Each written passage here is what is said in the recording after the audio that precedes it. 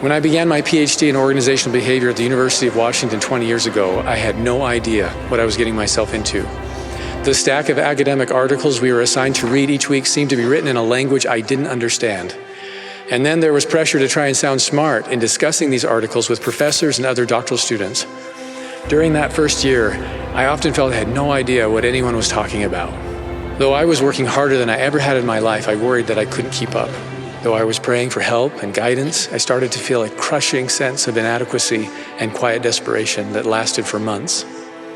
I can't do this, I said to Kathy. I can't keep up. This is way harder than I thought it would be.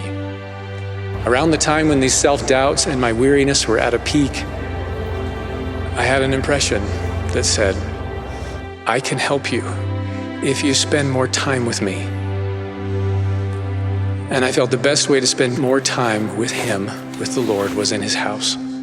Initially, I pushed these feelings away because it seemed that adding frequent temple trips to my busy schedule was impossible, because time was the critical resource I thought I didn't have. But I knew that what I was currently doing wasn't working, and I felt assurance that blessings would follow if I tried to fulfill my covenants to put the Lord and his work first. So I made a personal commitment to attend the temple several times a month.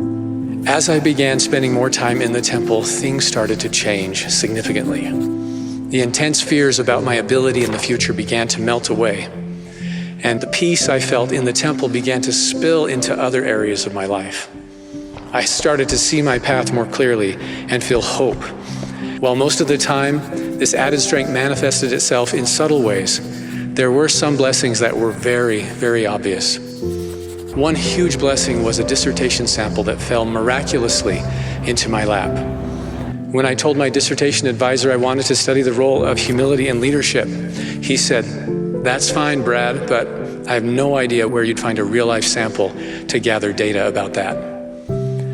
A couple weeks later, however, he called me into his office and with a confused look on his face said, "Brad, this has never happened to me before. Yesterday, a local leadership coach contacted me and said he was interested in having a scholar examine his approach to leadership training. He then said that his main goal was to teach leaders to embrace humility.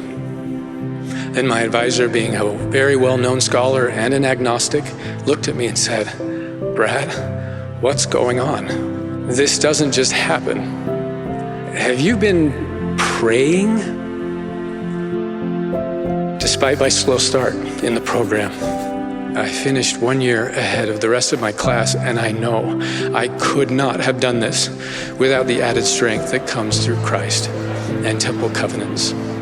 President Nelson has taught regarding attending the temple, nothing will protect you more as you encounter the world's mists of darkness. Nothing will bolster your testimony of the Lord Jesus Christ and his atonement, or help you understand God's magnificent plan more. Nothing will soothe your spirit more during times of pain. Nothing will open the heavens more. Nothing. I know that this is true.